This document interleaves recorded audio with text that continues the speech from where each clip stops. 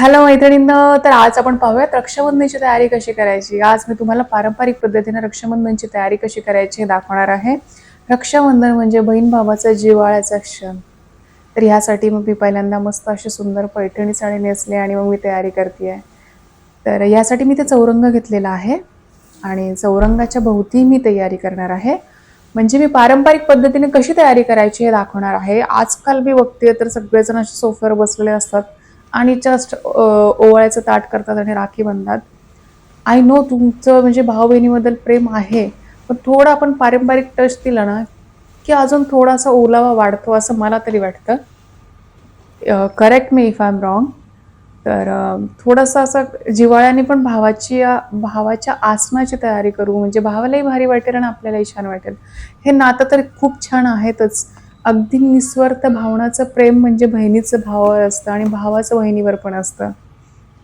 एकदा लहानपणापासून आपण वाढलोय म्हणजे आपल्या पार्टनरपेक्षा पण आपल्याला ओळखत कोण असेल तर आपली भावंडं आपल्याला ओळखतात, आपली बहीण आपल्याला ओळखते आणि मदतीला येणारी आणि पटकन मदतीला धावून पण आपली भावंडं लवकर येतात.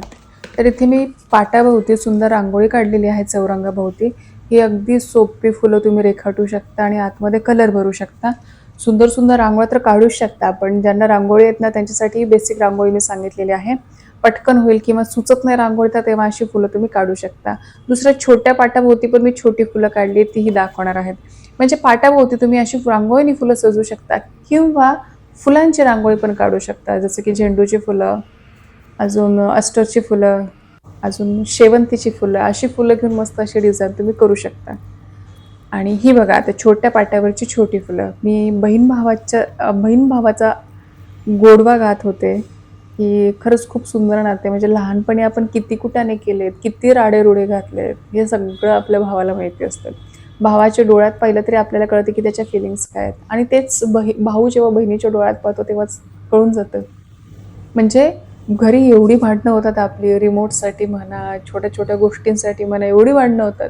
पण दरवाजाच्या बाहेर पडले की "ऐ माझ्या भावाला काही म्हणायचं नाही किंवा माझ्या बहिणीला काही म्हणायचं नाही." बाहेर गेलं की माणूस फक्त गोडवेच गातो. असं हे अनोखं नाते आणि अनोखं बंधन आहे. तर इथे मी असं सुंदर ताट केलेलं आहे. हळदी-कुंकू, अक्षदा, राखी, पंती आणि चॉकलेट्स ठेवलेलं आहे. तुम्ही मिठाई ठेवू शकता. आणि भावाला जाताना मला असं वाटतं तुम्ही मिठाईचा बॉक्स वगैरे द्या. म्हणजे जेवढं तुम्हालाही छान गिफ्ट देता येईल तेवढं द्या. ऑफकोर्स भाऊ तर आपल्याला देतोच रक्षाबंधनाच्या निमित्ताने. पण एक छोटंसं रिटर्न गिफ्ट आपल्यालाही द्यायला काही हरकत नाही ना. मिठाई देऊ शकता आणि हो शुगर वगैरेसाठी शुगर फ्री मिठाईपेक्षाही मला असं वाटतं ड्रायफ्रूट तुम्ही देऊ शकता ना. Dry fruit is the best option. या गोष्टी तुम्ही भावाला देऊ शकता किंवा भावाची छोटी पोरं असतील त्यांनाही देऊ शकता. व्हिडिओ आवडला का? व्हिडिओ आवडल्यास नक्की लाईक करा आणि thank so much for watching. आणि ह्यावेळेस तुम्ही रक्षाबंधन पारंपरिक पद्धतीने करणार का हे मला कमेंट बॉक्समध्ये सांगा. बाय.